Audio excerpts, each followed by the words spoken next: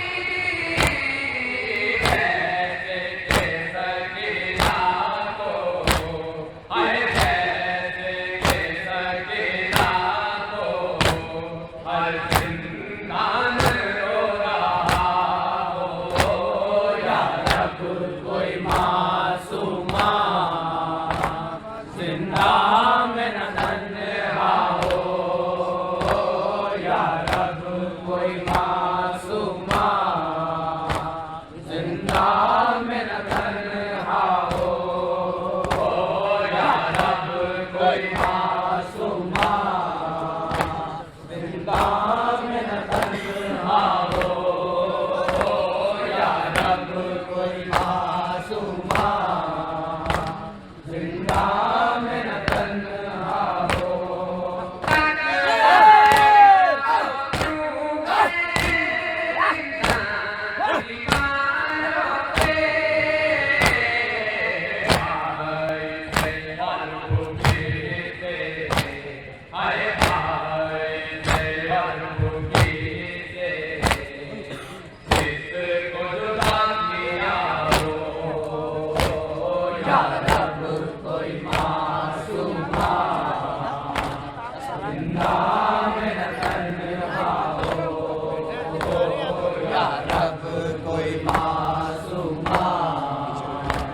जिंदा में न तन्हा हो या रब कोई मासूमा जिंदा में न तन्हा हो या रब कोई मासूमा जिंदा में न तन्हा हो या रब कोई मासूमा जिंदा में न तन्हा हो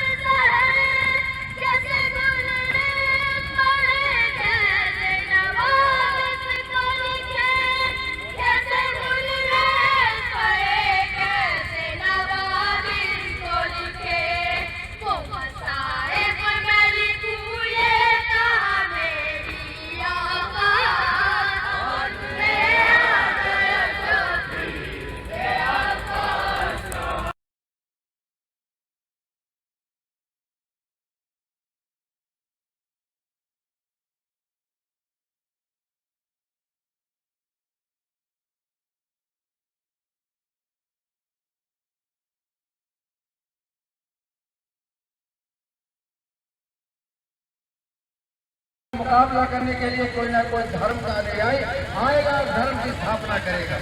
कंस आया तो राम आए, कृष्ण आए। कंस आए तो कृष्ण ने जन्म लिया, रावण आए तो राम ने जन्म लिया। यजीद जैसा आतंकवादी आया 1400 साल पहले तो हजरत मोहम्मद मुस्तफा सल्लल्लाहु अलैहि वसल्लम के नवासे हजरत इमाम हुसैन धरती पर अवतरित हुए और तमाम दुनिया को इंसानियत का पैगाम दिया और ऐलान आम कहा, किसी इंसान को दूसरे इंसान पर जुल्म करने का कोई हक नहीं है, कोई किसी का माल नहीं छीन सकता। आज न सिर्फ हिंदुस्तान, आज न सिर्फ पाकिस्तान, न सिर्फ ईरान, तमाम जो भी मुल्क है दुनिया के आतंकवाद से परेशान है।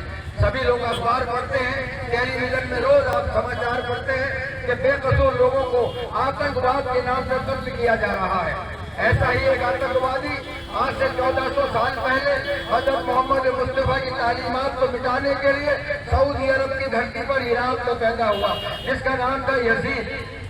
ये उसी तरह है जिस तरह हिंदुओं के लिए कंस और रावण, उसी तरह का एक कंस और रावण अरब की धरती पर यजीद नाम से पैदा हुआ। उसका नाश करने के लिए, उसका सर्वनाश करने के लिए हजरत मोहम्मद मुस्तफा के नवासे हजरत इमाम हुसैन अलैहिस्सलाम आए और उसके खिलाफ आवाज बुलंद की। न केवल आवाज बुलंद की बल्कि अपने 72 परिजनों को सिद्धांत के ऊपर कुर्बान कर दिया कि हक रहेगा, बातिल का नामो निशान नहीं रहेगा। जब तक हुसैन ये दुनिया में जिंदा है, जुल्म के खिलाफ इसी प्रकार हम जुलूस निकालते रहेंगे और लोगों को बताते रहेंगे कि इमाम हुसैन की शहादत का क्या मकसद है, क्या मतलब है। जब जब कहीं कहीं भी जुल्म हुआ है, हमारे हुसैन के मानने वाले नौजवानों ने उसके खिलाफ आवाज उठाई है। तमाम दुनिया में जितने सांप्रदायिक दंगे होते हैं उसमें एक भी शिया कौम का नौजवान आपको शामिल नहीं मिलेगा, क्योंकि हम कभी गलत बात का समर्थन नहीं करते। हुसैन को मानने वाले हक पे मरना जानते हैं, गर्दन झुका नहीं सकते, गर्दन कटाना जानते हैं, क्योंकि तामीर की है शाह ने, तामीर की है करबला सबके लिए, शाह ने तामीर की है करबला सबके लिए। जिस तरह से धूप पानी और हवा सबके लिए, खाना-ए काबा खुदा का करबला शब्बीर की, खाना-ए काबा खुदा का करबला शब्बीर की, एक घर मखसूस है और दूसरा सबके लिए। और हम बड़े फख्र से इस मुल्क को, हिंदुस्तान को तमन्नाए हुसैन इब्ने अली कहते हैं। यही वजह है कि आज हिंदुस्तान में कश्मीर से लेकर कन्याकुमारी तक, केरल से लेकर करगिल घाटी तक और गुवाहाटी से लेकर चौपाटी तक दुनिया का कोई मुल्क, इस मुल्क का कोई गांव, कोई शहर ऐसा नहीं जहां पर इमाम हुसैन की मजलिस, उनका नाम न लिया जाता हो। यही वजह है क्योंकि ये तमन्नाए हुसैन इब्ने अली है।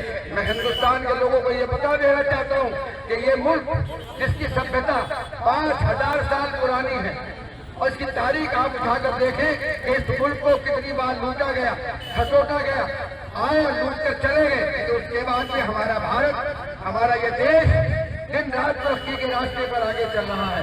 उसकी वजह यह है कि यहाँ आने की तमन्ना हजरत इमाम हुसैन ने 1400 साल पहले की थी। यजीद से कहा था कि अगर मेरी वजह से तुझे कोई परेशानी है तो मैं भारत चला जाता हूँ। और आप जानते हैं कि जो चीज इमाम हुसैन को पसंद आ जाए या जो चीज इमाम हुसैन से वाबस्ता हो जाए, उसको बाकी रखने की जिम्मेवारी अल्लाह ले लेता है। जो कुछ भी हुसैन की पसंद है उसकी जिम्मेवारी अल्लाह के हाथों में है।